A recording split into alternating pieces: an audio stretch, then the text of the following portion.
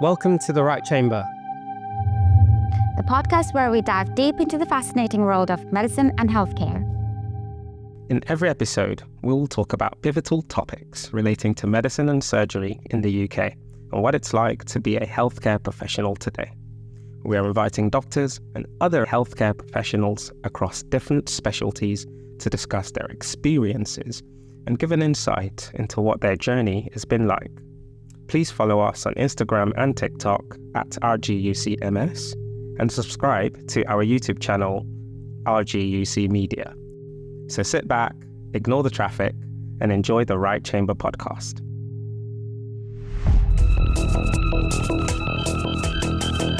Mr. Baba Elahi is a consultant ophthalmologist specialising in glaucoma and currently Chief of Surgery at the Dudley Group NHS Foundation Trust. From medical student to divisional leader, he has combined clinical excellence with a passion for quality improvement, education, and system transformation, sharing insights from his journey to inspire the next generation of doctors.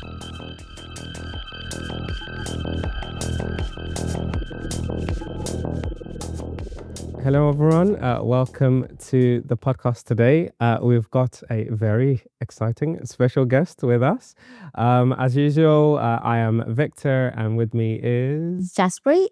And today I think without much further ado, I'll let him introduce himself. So thank you very much, both of you, Peter and Jaspreet, for Victor and Jaspreet for inviting me. I am Baba Elahi. I'm an eye surgeon. I work at Dudley Hospital. And I'm the current Chief of Surgery, Women and Children for the hospital as well.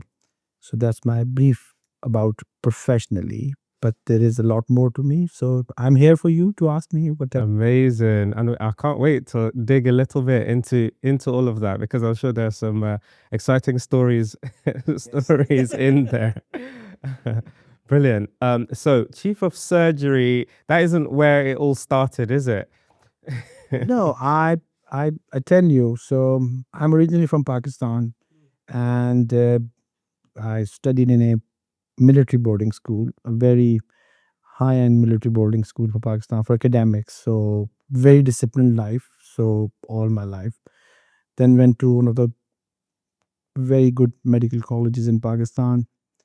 And at that time when I graduated in 1998, so a lot of my friends were going to US. So I think in a class of 220, was probably 100 plus had gone to US. Wow. So, and very few of us decided to come to UK.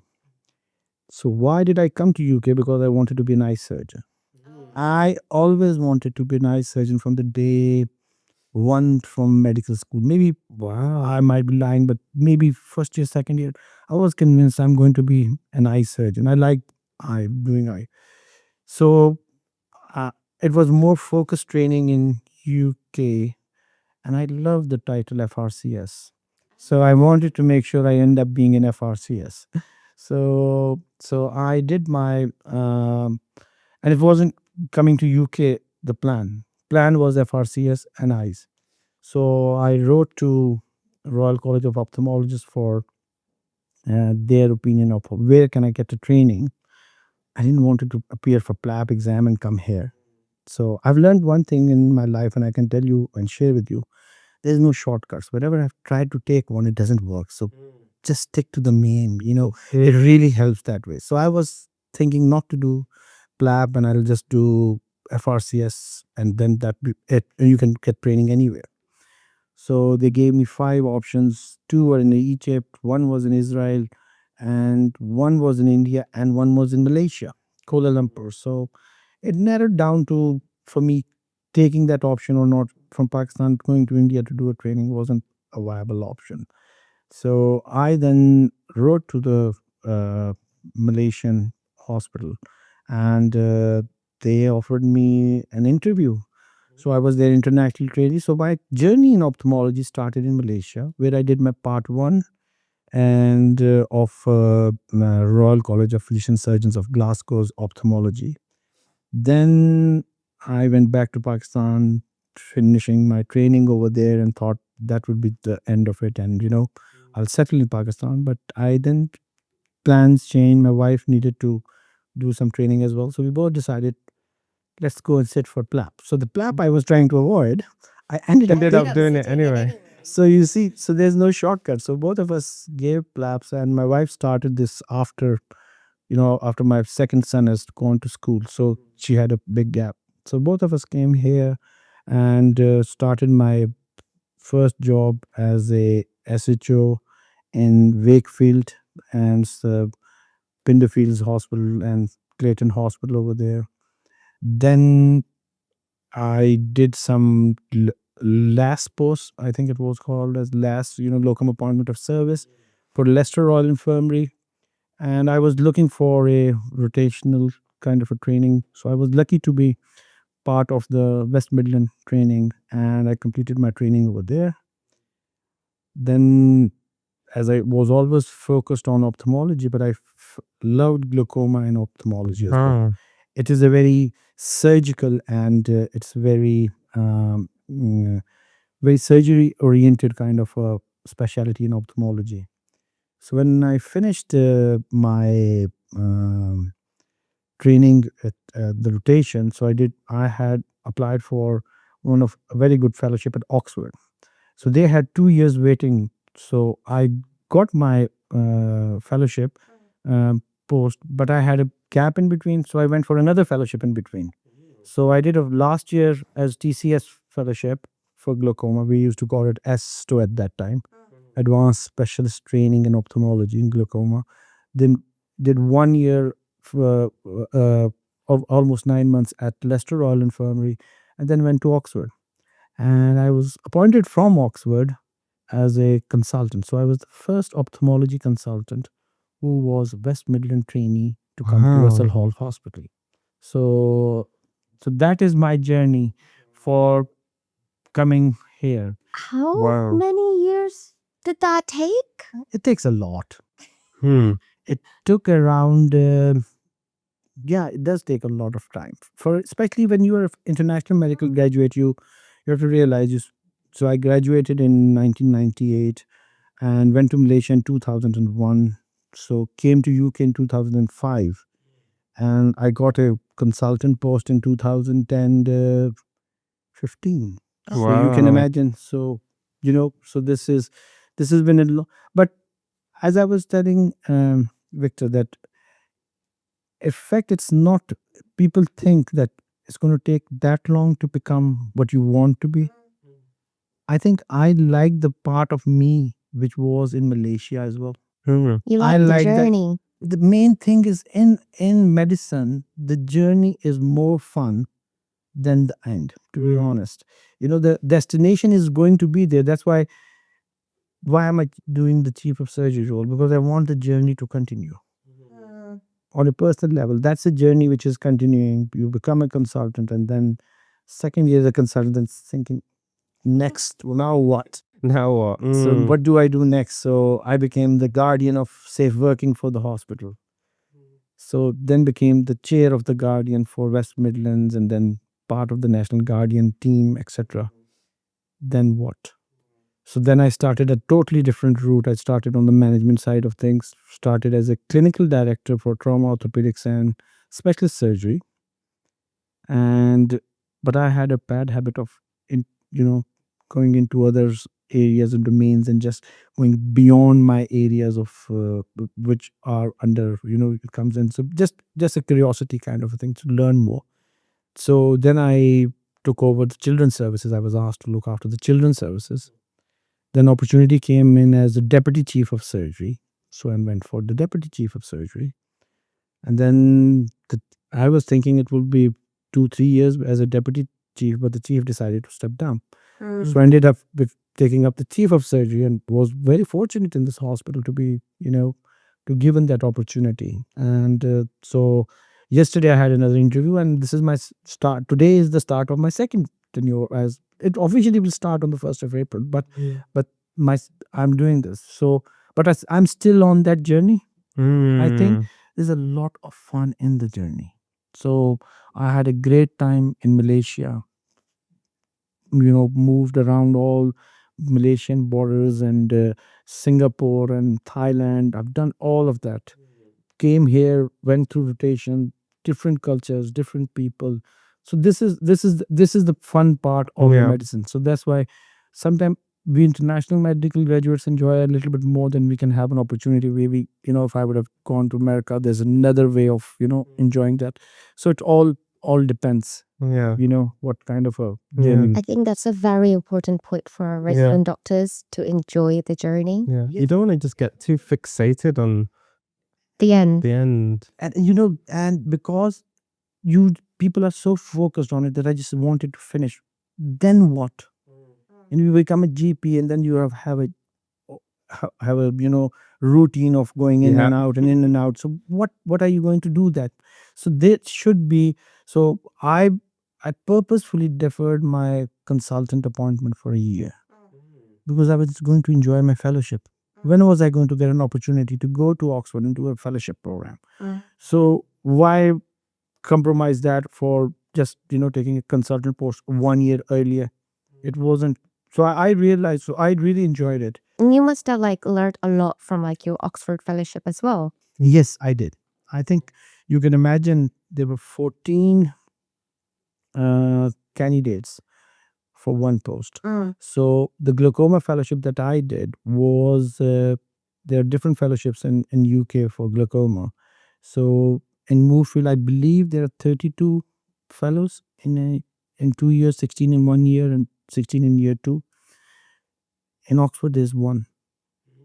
So an Oxford fellow in our times was, as per the Oxford principle of teaching, is 1-to-1. So it was 1-to-1. So I was with the consultant all the time, who wrote books, and we have a club, his fellows club. So there we are very few, but we are John Simmons fellows. So Wow. everybody knows us. But basically, that was also a good experience, and it taught me a lot in what I am, rather than just not being an eye surgeon or a glaucoma specialist, but being what, as a personality, how you carry yourself, how you talk, how you speak, and your mannerisms, and how you behave with your patients. And what I wanted to do was bring those Oxford manners and the way to the people of Dudley. Yeah. And I love people of Dudley. To be honest, I tell that to all my residents. You can't find a better cohort of patients who are so thankful. Literally, this population is so thankful for what we do. And so you can imagine, I live in Leicester. When I started my training, my wife was a Leicester trainee, so she did her foundation year to become a GP in Leicester. So still live in Leicester. And Leicester Royal Infirmary is 2 miles down my house. Wow. But I wake up and I come here commute. because I love coming to Dudley, Wow. because Dudley is my work home, and so there's no. So I've never even thought about applying for any other post anywhere. It's always Wow. been Dudley for my ophthalmology. I think it's Wow. important because you want to wake up and want to come to work rather than, another day. Yeah. And I got your point, and I tell you, I'll just add one thing. So, as a chief of surgery, or as a in this role, what I try to do is, those who are working with me should wake up in the morning and feel good to come to it. If I could deliver that, I don't need to deliver anything. To be honest, there's a lot of talks about how we deliver well-being, etc. That's the best way of delivering well-being. If you have that mindset that everybody should be, happy to come to work. yeah, Yeah. Create the environment that Yes. makes you want to. Yeah. I And think everything that's the plays a goal, part in like- that, isn't it? you can go into any specialty and want to just finish it, Mm. but you still Yeah. have to wake up and go to work. Yeah, honestly, and I think it's a huge topic at the moment as well, with training becoming increasingly difficult to get for a lot of people. Sometimes there are setbacks in your journey as well. But I think it's just as I said, it's really important, because one beautiful thing about medicine and surgery is that no experience is ever really wasted experience. Everything is always adding in one way or the other, making you a better doctor in one way or or the other. So really taking time to explore your opportunities and saying yes to new things that will build you and professionally, I think is so good. You're so right, and you're so correct in all of this, because when I was a trainee, I wouldn't mind seeing one or two extra patients, because I had this mindset that this patient that I'm going to see now, I might not see this pathology again. So, that's my opportunity. You can learn a lot of things in books, but that pathology in front of you, nobody's going to take away from you. So, especially when you're going for exams and etc., that's the key. The There's a lot of knowledge in the books. There's a lot of online resources, etc., etc. But actual knowledge is right in front of you, that hands on. And if you do that one, you know, so ophthalmology is very interesting, because ophthalmology is only one specialty where you're a surgeon as well as a physician, Mm. because it has a very mix of both. So it gives you, because I could be dealing with a lot of systemic diseases like diabetes kind of issues that come, their complication. Rheumatology, we have a very close link of working with. And so it works with a lot of specialities. So rheumatology also for uveitis, etc. And similarly for glaucoma, you have other systemic conditions. So you need to have good systemic understanding of medicine. So my final FRCS exam had an exam on medicine. So they, apart from ophthalmology surgical part of it, I had a proper medical, because that's what was expected. And then you become a surgeon and you enjoy the surgery. And not only you enjoy the surgery, you enjoy to, if you were that mindset who likes to have some toys, that's the specialty to be. We're talking about robots now here in robotic surgery. Ophthalmology is that level many years ago. So Wow. microsurgery, phaco machines, laser hair, everybody's doing a laser for different stuff, and so many equipments to play with, diagnostic wise. So it's a very exciting specialty which has a lot of new equipment coming. So ophthalmology that I was doing as a year one or two trainee back in Malaysia, I think is almost obsolete now. It's a total different It's ophthalmology. changed so much. So that's the beauty of this specialty. So it keeps you excited. Yeah. So if you like to have a journey, ophthalmology is the specialty to be, because it really, it's good one for work life balance. If you want, if you don't over want to do things, but that's, ophthalmology is a very good specialty. But it's also very good for learning, and especially around if you have appetite for surgery as well as medicine, and if you are confused in between, and if you want best of both worlds. So that's where it will come. Ophthalmology would give you both of those. So I know you've enjoyed your journey a lot. Were there any obstacles at all, or like setbacks? Was it where, all like, smooth sailing? you must have had one point where it's like, I don't know. Oh, I had many. So when I was going for my, it's not a setback, as I said.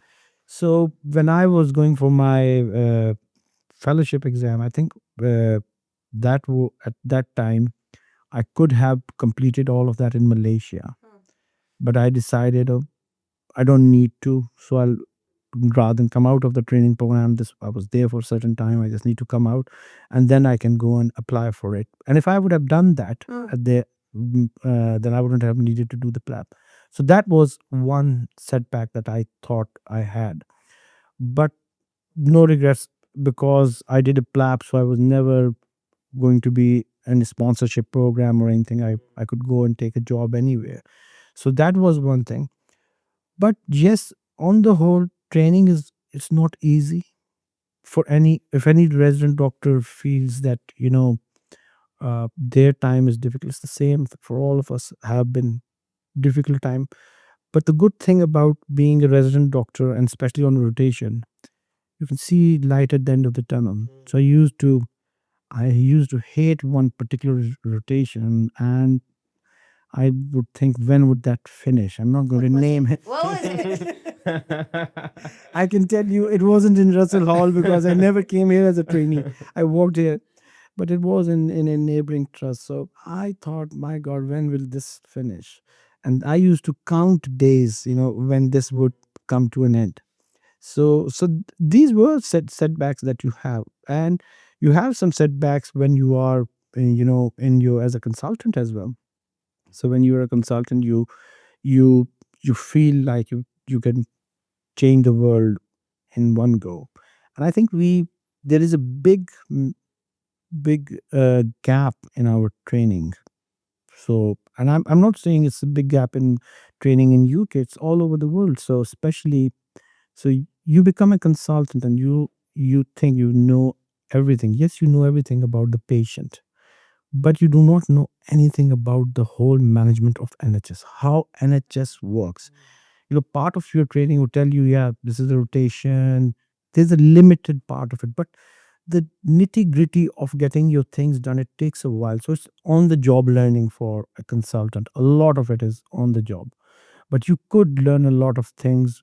I personally think there should be more structured leadership programs in the training. So people should be allowed to finish their foundation years and take a year in leadership, or they're doing their third year and fourth year, and rather, we go into research, they should come out and do a leadership module for a year or so, shadowing different medical leaders in different organizations.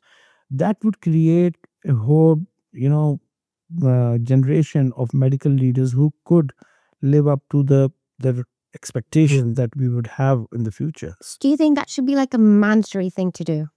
It No, but I would, if you mandate something like this, then people get put off. Yeah. It should be, so it's like PhD is not mandatory, but people go and do that, in their year 3, year 4. Yeah. So because they would like to take their academic Yeah. pathway. So similarly, if you take it should be a module available. It should be a paid module. That's Yes, what I'm I saying. think that's It should have that's the the option. option, but also someone should sponsor it. Yes, it should be. So shouldn't be on the resident doctor to take it on itself, but it should be like an apprenticeship program should be there. So you are an apprentice to the chief of surgery, you are apprentice to the medical director or anybody else like that, on a deputy medical director or medical examiner or chief clinical information officer. So in the future you could be. I heard they were doing some of these programs, but it's not so, you know, well advertised, and it's not generic that everybody should be available to. You want to do a PhD, I can go to A, B, C, D, these are the universities, these are the topics, I could work around it, and then you can work yourself. But there's nothing for leadership. I think that will help, and that also becomes a part of the journey, something exciting to do. Yeah, I've done 3-4 years of training here, and now taken a year off doing a totally different role. Yeah. Then I can come back and complete the rest of the training. So Because it sort of gives you like a little mini look into what your life is going to be Yes. after you finish your training. It's about that preparation, isn't it? So like as a medical student, you're being prepared for your, very junior F1, F2 years. And then in that training, you're being prepared to become an SHO. And as an SHO, being prepared to become a registrar. But, having those leadership skills earlier on, rather than you just now getting to that position and then all of a sudden. Because when you're in fellowship, you're still under a consultant. But what happens when you become a consultant? There's no one to guide you. Yeah, It's good to have learning like on the these cuff. leadership courses. you said that, SHO to registrar to next level or fellow, did on all or foundation year. In all of these, there is a level of supervision that you are going to offer somebody, but you still remain in that umbrella of a consultant cover. The transition that you have on the very first day when buck stops with you as a consultant, even if you're a senior registrar, I think the senior registrar level is when we used for instance, when I was doing my fellowship in Oxford, I could do anything, but I knew that I had an umbrella of Yeah. my supervisor, my consultant. Mm. The first day at Russell Hall was it's me. Different story. So it is me. It's nobody else. Nobody's going to take responsibility for You're my the senior. action. It's like, where's the help? Wow. Yeah. So that's the big. So that you could get prepared for those because you can have role models to look at, but you could be a trainee at City Hospital and get a job down in London. So you might not know nobody when you turn up on the first day. It could happen that you get to know new people around it, and then at the same time have that level of responsibilities, and that is a serious responsibility because everything is on you as a to make a decision. So that transition, I think, rather than just being a role of clinical know-how, of transition of a complete role should be there and should be offered in training some way or another. We don't do that a lot. And is that something that you're um, kind of more passionate about in your I trainee? I honestly, I had a ophthalmology trainee, and I did a little bit of mentorship for him, and I just wanted him to take. I was a clinical director at that time, and I was supporting him, and he used to shadow me in some of the meetings on men, so to understand. And I'm pretty sure he will do very well. So I think he's got a consultant job somewhere, but Oh, he'll do brilliant. very well uh, as a not only as a consultant, but he's a future medical leader. Yeah. I think we need to do that. We do that now a lot. I've established a mentorship program. So I wanted when the new uh, consultants come in. So I I knew that problem, and especially when there are a lot of people who take a locum consultant post, becoming a consultant. I never did any locum post, so I just took the first my fellowship finished, and then I started as a consultant and a substantive consultant. So sometimes people transition in between with that could help them, Mm. but I'm not sure that is a right way to do it. So I had that gap that I felt. So I started this mentorship program, but I do it very interestingly. So I put a pediatrician with an orthopedic surgeon. Oh. That's so that's how you I want to different see that skill. conversation. Yeah, but this is a different skill set and how they interact with each other. I could mix this kind of a mixing is what is required. I could have a orthopedic surgeon being mentored by a physician somewhere. So basically one of the physician colleagues, because they shouldn't. There will you'll get a little bit of a mentorship from your your own peers in the department, but that's not the real mentorship. You need to create consultants, and that's why I think you could do that. Yeah. Yeah. Wow. Because every other department, like, I think you can humble each other on how their department works, and communication skills differ a lot. Yes, they all talk a different language. I can tell Yes. you. So the way it's they're different. All they're professionally what I mean to say. So if you are there's the surgeon's talk, there's an anesthetist talk, there is a pediatrician's talk, and then there is a gynecologist or ED. You know, Yeah. so then you could have acute medicine would talk different to some of the elective working specialties. So this is because they have a different mindset. So mixing them together to understand each other's role is also very important. So then you build they that's and that builds a whole into whole of a consultant. But on the whole, I think that's what I did personally, where in my capacity what I could do was create a mentorship program for new consultants, so at least it helps them Yeah. settle in a bit better. Yeah. That's amazing. I think it's the kind of the first time I've actually pictured it that way as you've laid it out, and you're very right. It's a different kind of transition from what you experience at each level coming up to now get to that final level where it is you. So I had a good mentor here because this was not a the program wasn't going on as it was, but when I came in, I had a vascular surgeon as my mentor. And that was a very good mentorship, to be honest, because he had no conflict in guiding me things. He was giving me a very honest advice how I settle in and how I do a lot of things, and private practice, etc.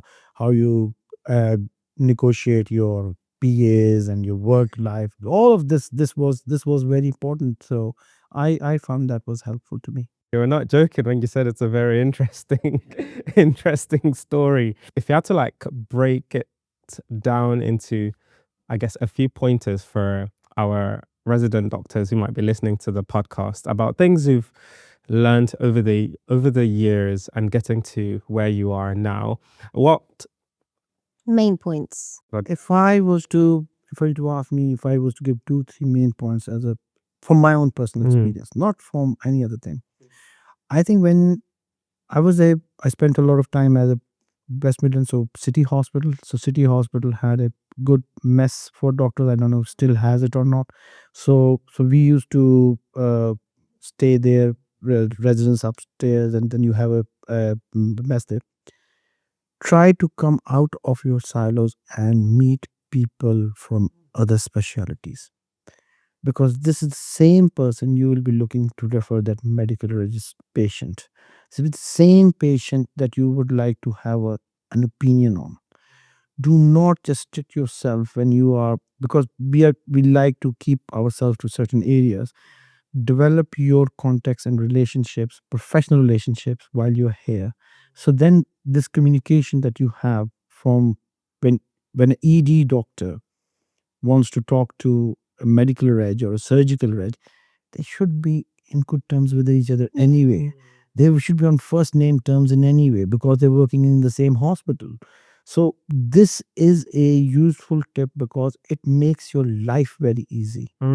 Because and at the end of the day, you will provide a very good care for the patient, because you are not debating on what is right for the department and should this pathway and that pathway. You just find out what is the best for the patient. Where do I send this patient? Can you look after this patient? So I think, and when you are dealing with your colleagues in other specialties, be gentle to them, and professionally how you present, because it would come back to bite you at some point. So that's what I would say. So, and also remember that it's very important when you're working in as a doctor. This also, when I said remove your fences around different specialty, but also around professional boundaries a little bit. Have a have a very good working relationship with the nurses. I have been taught a lot by my nurses. When I was doing surgery, a lot of advice would come, don't hold it like this and hold it like so, because they're doing it day in, day out. So anybody who can teach you anything from any point of view, take that as an advantage. And you should enjoy the time you are having here and have more fun in your job. When it finishes, then you have responsibility, a lot of responsibility. Currently you have work, but not that level of end responsibility. So I think enjoy, that's what I would say personally. So Wow. be in positive mode all the time. Yeah, that's great. That's great. We're at the end of our podcast. So I think the main thing is enjoy the journey. Yeah. Enjoy the journey. Your professional relationships with your colleagues and outside of your specialty really matter. And then, have the mindset of kind of growth and taking advice from where it might come. And enjoy the journey. I think I'm definitely going to go away with. Brilliant.